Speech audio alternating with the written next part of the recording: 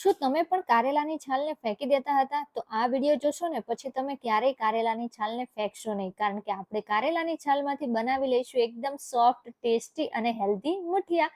તો ચાલો recipe start કરી લઈએ. તો અહીંયા જે કારેલા આપણે ધોઈને રાખ્યા હોય એને સમારી લીધા હોય ને, તો ઉપરથી જે છાલ નીકળે ને એને આપણે એક બાજુ રાખી દીધી હતી.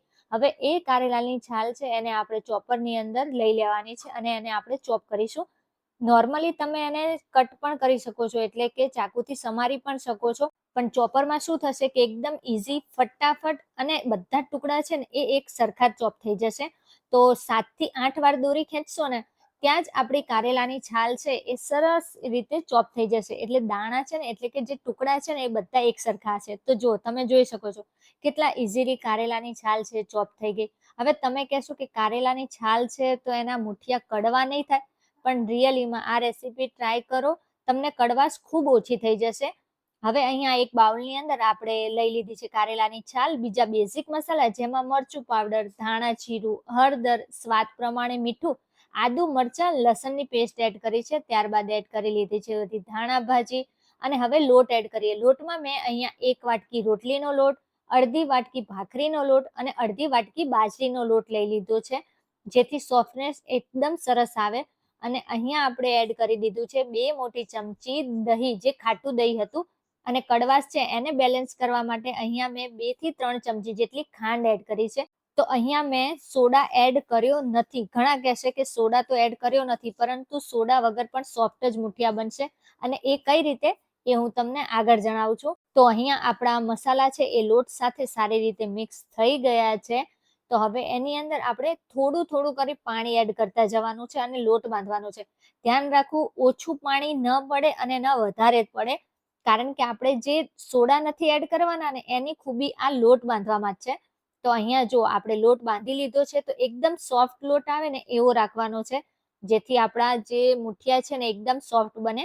અને હા, થોડી કારેલાની છાલ છે ને એ ટુકડા ટુકડા છે, એટલે તમને લોટ થોડો વધારે લાગશે, પણ કડવાશ પણ એટલી જ હોય છે કારેલાની છાલમાં, એટલે આપણે લોટ થોડો વધારે પડતો રાખવાનો છે. લોટ બંધાઈ ગયો છે મુઠિયાનો. હવે આપણે આ રીતના જે સ્ટીમરની કાણાવાળી જાળી આવે છે એને તેલથી ગ્રીસ કરી લીધી છે.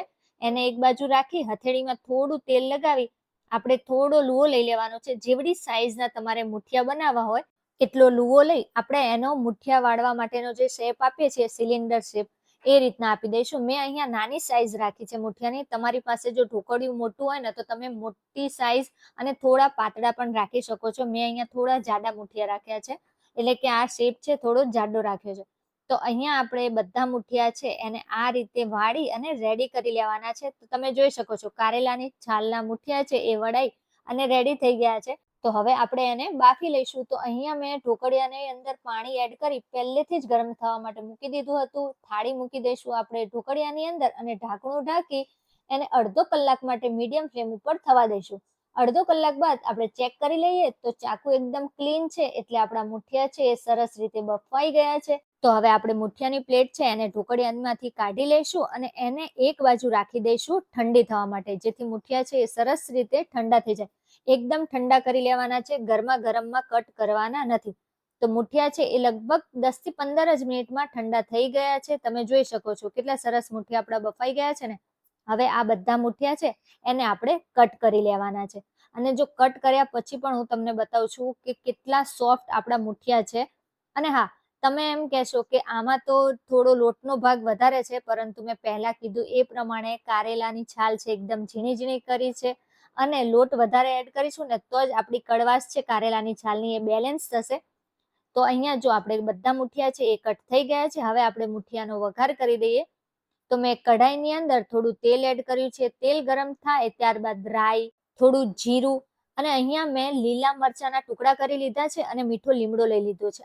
એને આ રીતે આપણે તેલ સાથે મિક્સ કરી અહીંયા મેં 1 થી 1.5 ચમચી જેટલા તલ લીધા છે. મુઠિયા બનાવીએ અને એમાં તલ ન એડ કરીએ તો થોડી મજા આવે. તો અહીંયા મેં 1.5 ચમચી જેટલા તલ લીધા છે, સારી રીતે તેલ સાથે મિક્સ કરી લીધા છે. તો હવે આપણે એની અંદર જે કટ કરેલા મુઠિયા છે એ એડ કરી દેવાના છે અને તેલ સાથે એને મિક્સ કરી દેવાના છે. અને હા, જ્યારે પણ તમે મુઠિયા બનાવો ને ત્યારે સિંગ તેલનો યુઝ કરજો. મુઠિયા ખૂબ જ ટેસ્ટી બને છે.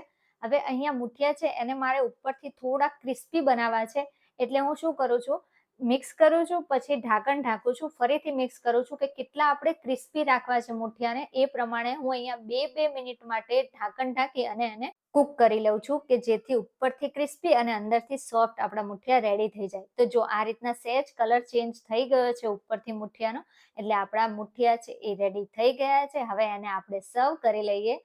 તો છે ને એકદમ ઈઝી રેસીપી. તો હવે તમે કારેલાની છાલને ફેંકતા નહીં, એમાંથી આ હેલ્ધી અને ટેસ્ટી એવા મુઠિયા જરૂરથી ટ્રાય કરજો.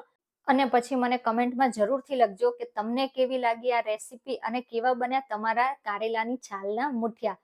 તો રેસીપી ગમી હોય તો વિડીયોને લાઈક કરજો, શેર કરજો અને ચેનલને સબસ્ક્રાઇબ કરવાનું ભૂલતા નહીં.